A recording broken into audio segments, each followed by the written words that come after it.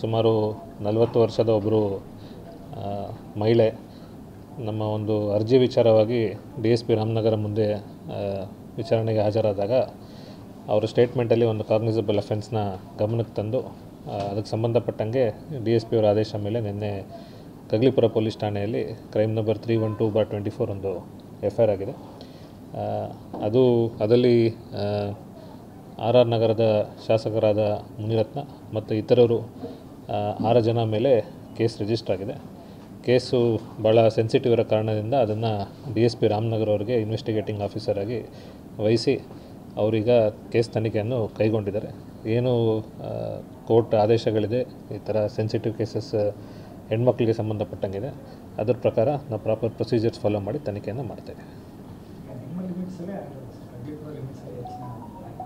ಅದರಲ್ಲಿ ಒಂದು small offence ನಮ್ಮ ವ್ಯಾಪ್ತಿಯಲ್ಲಿ ಕಗ್ಲಿಪುರದಲ್ಲಿ ಆಗುತ್ತೆ. ನನ್ನ ಕೇಸ್ ಇನ್ವೆಸ್ಟಿಗೇಷನ್ಲಿರೋದ್ರಿಂದ ಅದ್ರ ಬಗ್ಗೆ ಏನೂ ಮಾತಾಡಲಿಕ್ಕಾಗಲ್ಲ. ಬಟ್ ಪ್ರಾಪರ್ ಪ್ರೊಸೀಜರ್ಸ್ ಏನಿದೆ ಅದನ್ನು ಫಾಲೋ ಮಾಡಿ ಕೇಸು ನಾವು ಅದನ್ನು ಹೈ ಪ್ರಯಾರಿಟಿ ಮೇಲೆ ಪ್ರಾಪರ್ ಪ್ರೊಸೀಜರ್ಸ್ ಫಾಲೋ ಮಾಡಿ ಅದನ್ನು ತನಿಖೆ ಮಾಡ್ತಾಯಿದ್ದೀವಿ. ಅದ್ರ ಬಗ್ಗೆ ಏನು ಕೇಸ್ ತನಿಖೆ ಇರೋದು ಅದ್ರ ಬಗ್ಗೆ ನಾನೇನು ಕಾಮೆಂಟ್ ಮಾಡಲ್ಲ ಅಂತ. ನಾವಿವಾಗ ಮಹಾಜರ್ಗೆ ಮತ್ತು ಹೋಗಿದ್ದಾರೆ.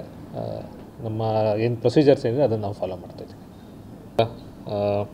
ಸುಮಾರು 40 ವರ್ಷದ ಒಬ್ಬರು ಮಹಿಳೆ ನಮ್ಮ ಒಂದು ಅರ್ಜಿ ವಿಚಾರವಾಗಿ DSP ರಾಮನಗರ ಮುಂದೆ ವಿಚಾರಣೆಗೆ ಹಾಜರಾದಾಗ ಅವರ ಸ್ಟೇಟ್ಮೆಂಟಲ್ಲಿ ಒಂದು ಕಾಗ್ನಿಸಬಲ್ ಅಫೆನ್ಸ್ನ ಗಮನಕ್ಕೆ ತಂದು ಅದಕ್ಕೆ ಸಂಬಂಧಪಟ್ಟಂಗೆ DSP ಅವರ ಆದೇಶ ಮೇಲೆ ನಿನ್ನೆ ಕಗ್ಲಿಪುರ ಪೊಲೀಸ್ ಠಾಣೆಯಲ್ಲಿ ಕ್ರೈಮ್ ನಂಬರ್ 312/24 ಒಂದು FIR ಆಗಿದೆ. ಅದರಲ್ಲಿ RR ನಗರದ ಶಾಸಕರಾದ ಮುನಿರತ್ನ ಮತ್ತು ಇತರರು 6 ಜನ ಮೇಲೆ ಕೇಸ್ ರಿಜಿಸ್ಟರ್ ಆಗಿದೆ. ಕೇಸು ಭಾಳ ಸೆನ್ಸಿಟಿವ್ ಇರೋ ಕಾರಣದಿಂದ ಅದನ್ನು DSP ರಾಮನಗರ ಅವರಿಗೆ ಇನ್ವೆಸ್ಟಿಗೇಟಿಂಗ್ ಆಫೀಸರ್ ಆಗಿ ವಹಿಸಿ ಅವರೀಗ ಕೇಸ್ ತನಿಖೆಯನ್ನು ಕೈಗೊಂಡಿದ್ದಾರೆ. ಏನು ಕೋರ್ಟ್ ಆದೇಶಗಳಿದೆ, ಈ ಥರ ಸೆನ್ಸಿಟಿವ್ ಕೇಸಸ್ ಹೆಣ್ಮಕ್ಳಿಗೆ ಸಂಬಂಧಪಟ್ಟಂಗಿದೆ, ಅದರ ಪ್ರಕಾರ ನಾವು ಪ್ರಾಪರ್ ಪ್ರೊಸೀಜರ್ಸ್ ಫಾಲೋ ಮಾಡಿ ತನಿಖೆಯನ್ನು ಮಾಡ್ತೇವೆ. ಅದರಲ್ಲಿ ಒಂದು ಸ್ಮಾಲ್ ಅಫೆನ್ಸ್ ನಮ್ಮ ವ್ಯಾಪ್ತಿಯಲ್ಲಿ ಕಗ್ಲಿಪುರದಲ್ಲಿ ಆಗುತ್ತೆ. ನನ್ನ ಕೇಸ್ ಇನ್ವೆಸ್ಟಿಗೇಷನ್ಲಿರೋದ್ರಿಂದ ಅದ್ರ ಬಗ್ಗೆ ಏನೂ ಮಾತಾಡಲಿಕ್ಕಾಗಲ್ಲ. ಬಟ್ ಪ್ರಾಪರ್ ಪ್ರೊಸೀಜರ್ಸ್ ಏನಿದೆ ಅದನ್ನು ಫಾಲೋ ಮಾಡಿ ಕೇಸು ನಾವು ಅದನ್ನು ಹೈ ಪ್ರಯಾರಿಟಿ ಮೇಲೆ ಪ್ರಾಪರ್ ಪ್ರೊಸೀಜರ್ಸ್ ಫಾಲೋ ಮಾಡಿ ಅದನ್ನು ತನಿಖೆ ಮಾಡ್ತಾಯಿದ್ದೀವಿ.